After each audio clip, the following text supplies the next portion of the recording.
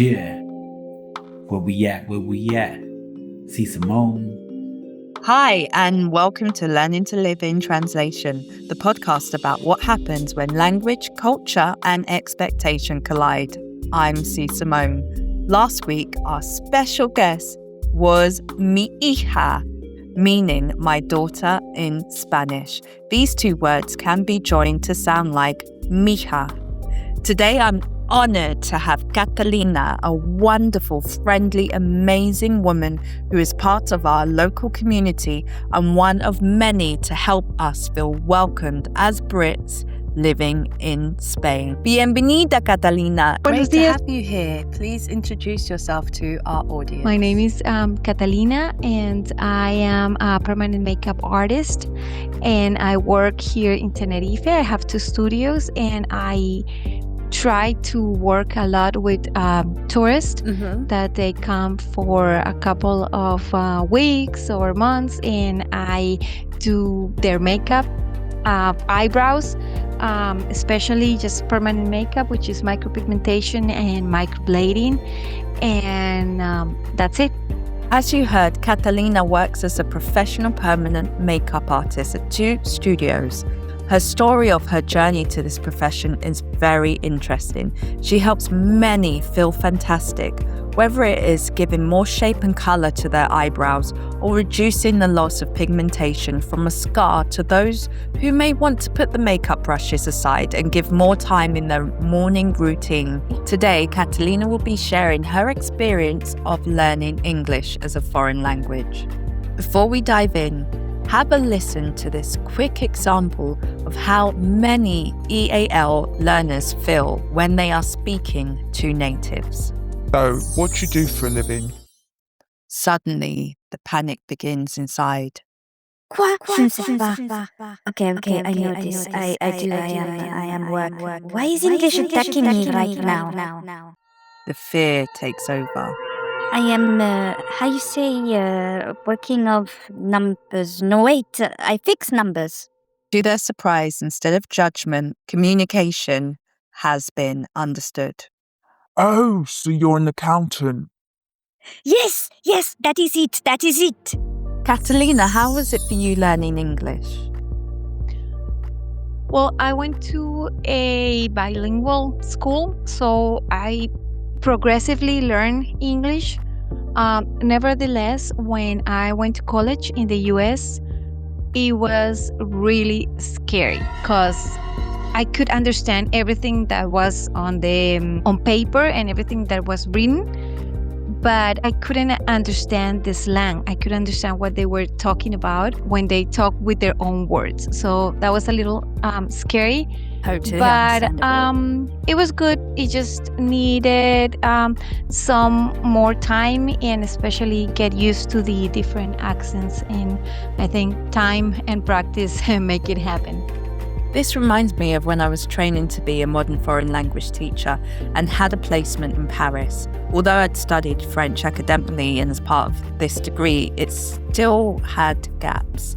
I stayed in a house with other trainee teachers, 2 from my university, and the others were all French. And in the mornings, we would all have breakfast together. And at times, I was so lost when some of them were speaking slang, as they used some words I wasn't familiar with, phrases, etc. And there were some that spoke extremely fast, and I just couldn't keep up for a little while. But then I found the confidence to ask them to explain, and this really changed the game for me. I understood so much more with their help. Do you use English in your work? Well, not every day, but I do have English clients, and I communicate with them through WhatsApp or whenever they come here to the studio, and I can help them out with everything. This is an example of how learning a foreign language can open doors.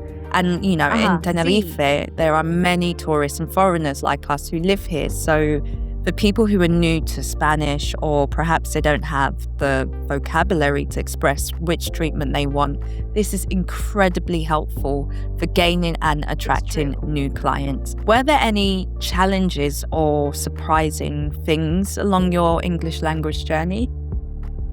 I think the biggest challenge was confidence, not vocabulary, not grammar, but I think it's hard to talk when you know you have an accent, and especially at the beginning when you're not so sure if you're saying what you're supposed to. So I think that was kind of hard because I also thought that I needed perfect English to communicate, and I wasn't brave enough to speak. So that I think that slowed my progress a lot. Yeah. And then with time, I realized you don't need a perfect English or perfect grammar or perfect accent. You just need to get your message across. This is so true. And the message is very important. Making mistakes is an opportunity to enhance our languages. Is there any advice that you would give to people learning a foreign language? So my advice would be to, get confidence and do not care if they understand you or not. Just talk as much as you can and focus on having real conversations instead of just studying online, and just getting to know people and asking questions so that you can get much faster progress and consistency. If you use it daily, you will improve it. Yes, exactly. And lastly, tell our audience about where we live. They know I live in Spain, yet you can be the first to share more details about this beautiful island. Okay, so I live in Tenerife, which is the largest Spain's Canary Island, and we are located in the Atlantic Ocean near Africa. I think it's like 150 miles from the islands to Morocco. It's a very tourist destination, and it is very known for its volcanic landscapes. The Canary Islands are very similar to Hawaii. And in Tenerife, it's home to like 2 million people, I think. Yeah. And also we have Mount Teide, which is the tallest of the mountains in Spain. Also, we have a lot of volcanic sandy beaches, but also we have artificial beaches that were made from the Sahara sand. Also, the north of the island is very green, and it's where most of the locals live. And then in the south, we have a lot of tourists living there, and it's more like a very touristic place, like much more American. Like there's large roads, and it's very open. And in the north, it's more like villages from the 16th century. Also, as top attractions as a tourist, you can go to Siam Park, which is a top-rated water park, and we also have 𝓢𝓲𝓶𝓸𝓷𝓮, that it's a renowned zoo that it's been here for a long time. So hopefully you like Tenerife and you will visit us. Thank you so much, Catalina, for being part of this conversation, for sharing your English language journey with us. Te agradezco mucho. Ha sido genial. Cualquier cosa, nos vemos.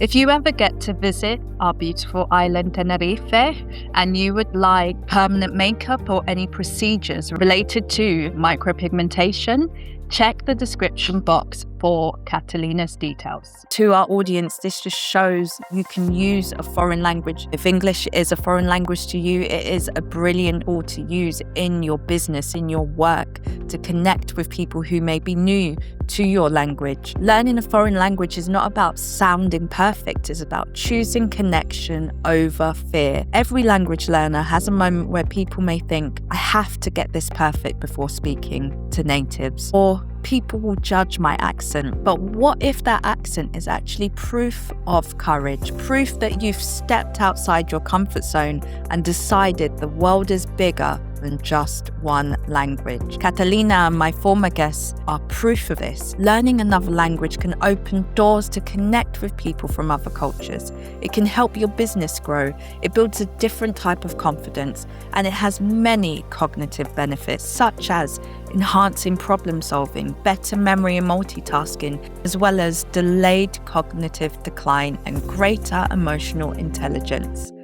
Thank you for tuning in. I'm 𝓢𝓲𝓶𝓸𝓷𝓮. and this is Learning to Live in Translation. Yeah. London. 𝓢𝓲𝓶𝓸𝓷𝓮. City we live in. Where we at, where we at, where we at.